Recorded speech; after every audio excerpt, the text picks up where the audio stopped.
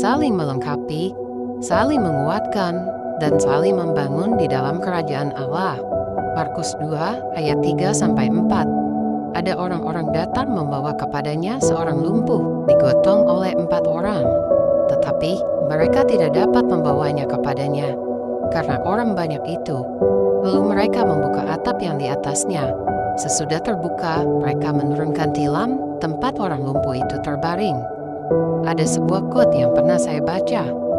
The world need no Superman, it needs super team. Itu sering dilupakan banyak orang. Banyak orang yang cenderung berpikir bahwa mereka sanggup melakukan segala sesuatu sendirian. Mereka sulit percaya orang lain dan mengira bahwa merekalah yang paling hebat, dan karenanya tidak membutuhkan kehadiran orang lain.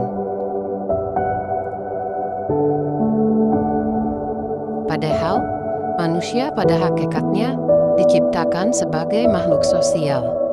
Kita butuh terhubung dengan orang lain untuk bisa maju. Dan di atas segalanya, kita juga butuh terhubung dengan Tuhan, supaya kita tidak salah melangkah dalam menjalani hidup.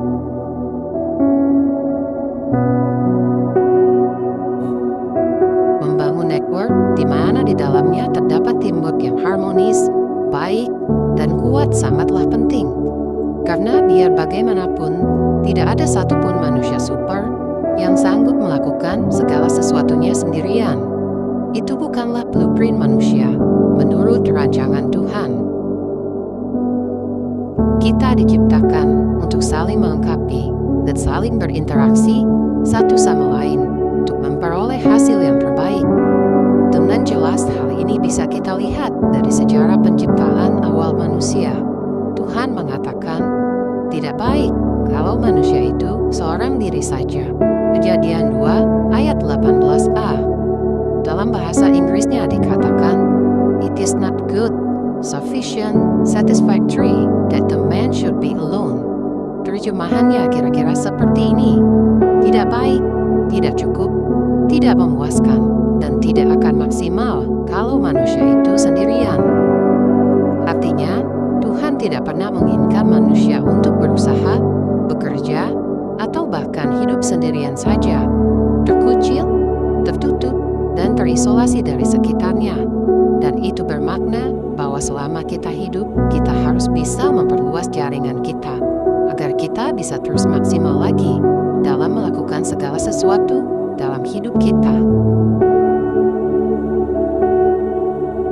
Bicara tentang kerjasama tim, teamwork dan network, mari kita lihat sebuah kisah di dalam Alkitab, yaitu dalam Markus 2 ayat 1-12. Ada sebuah kisah heroik di sana. Pada satu hari, Yesus datang lagi ke Kapernaum, dan orang ramai berkerumun mendatangi dia untuk bertemu.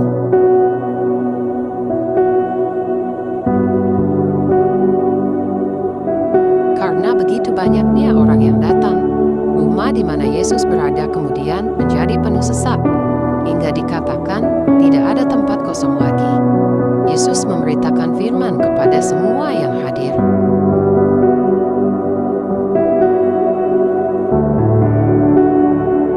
Lalu muncullah sebuah kejadian menarik. Ada orang-orang datang membawa kepadanya seorang lumpuh digotong oleh 4 orang, ayat 3. Keempat orang ini menggotong sahabat mereka dan ingin bertemu dengan Yesus dengan tujuan agar sahabat mereka bisa sembuh. Tapi mereka tidak bisa menembus kerumunan yang sedemikian padat. Apakah mereka kemudian menyerah? Ternyata tidak.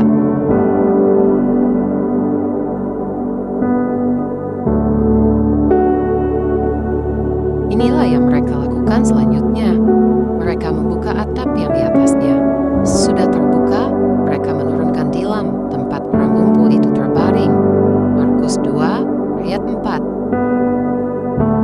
Melihat kedidihan mereka, Yesus pun kagum melihat usaha mereka. Alkitab mencatatnya seperti ini.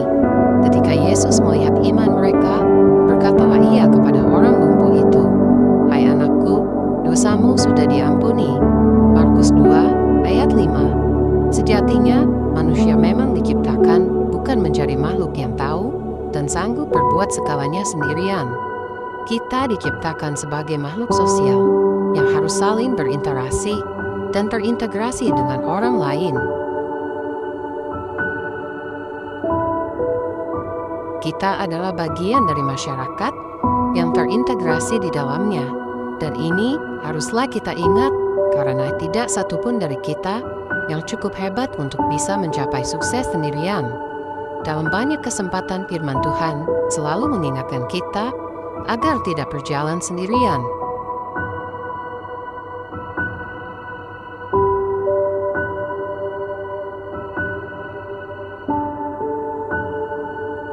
Berdua lebih baik daripada seorang diri, karena mereka menerima upah yang baik dalam jerih payah mereka. Karena kalau mereka jatuh, yang seorang mengangkat temannya, tetapi wahai orang yang jatuh, yang tidak mempunyai orang lain untuk mengangkatnya. Dan bila mana seorang dapat dialahkan, dua orang akan dapat bertahan. Tali 3 lembar, tak mudah diputuskan. Pengkhotbah 4 ayat 9-12.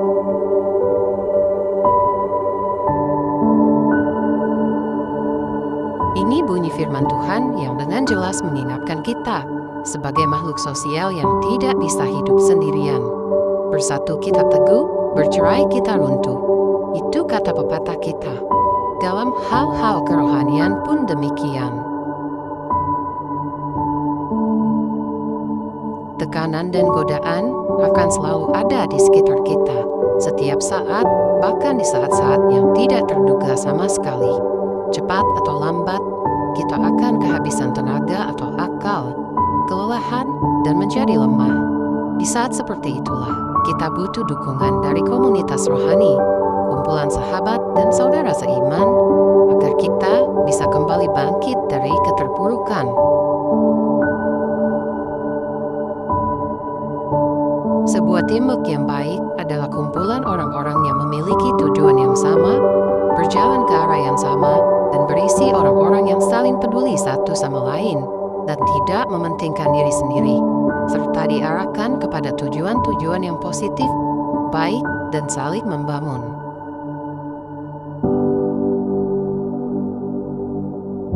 Dalam surat Ibrani, kita bisa memperoleh ayat yang menyatakan hal ini dengan jelas. Dan marilah kita saling memperhatikan, supaya kita saling mendorong dalam kasih dan dalam pekerjaan baik.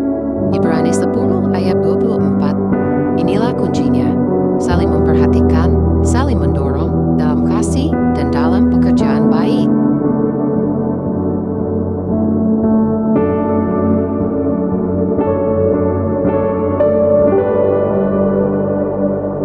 Lantas, perhatikan selanjutnya. Kita diingatkan agar tidak menjauh dari pertemuan-pertemuan di mana kita bisa saling mengisi dan menguatkan lewat firman Tuhan. Saling mengingatkan akan janji-janji Tuhan, termasuk apa yang harus kita lakukan untuk menuainya. Kita tidak bisa melakukan segala sesuatunya sendirian. Masing-masing orang diberikan karunia talenta atau bakat-bakat berbeda, yang hanya akan bisa menjadi sesuatu yang luar biasa jika tersambung atau terhubung dengan orang-orang lain yang memiliki talenta berbeda untuk mencapai tujuan yang sama. Paulus telah mengingatkan hal tersebut dalam surat Roma. Sebab sama seperti pada satu tubuh, kita mempunyai banyak anggota, tetapi tidak semua anggota itu mempunyai tugas yang sama. Demikian juga kita, walaupun banyak, adalah satu tubuh di dalam Kristus, tetapi kita masing-masing adalah anggota yang seorang terhadap yang lain. Ini saatnya untuk menjadi orang-orang yang mengerti akan pentingnya network dan teamwork dalam mencapai peningkatan dalam segala aspek hidup kita, terutama dalam kehidupan rohani.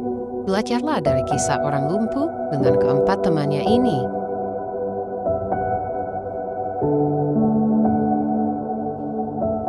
Cari dan bergabunglah dalam komunitas rohani yang saling melengkapi, saling menguatkan, dan saling membangun untuk bertumbuh di dalam kerajaan Allah. Serta yang terutama, memiliki visi yang sama, yaitu melayani Allah dan memperluas kerajaannya di bumi. Semoga Tuhan Yesus memberkati.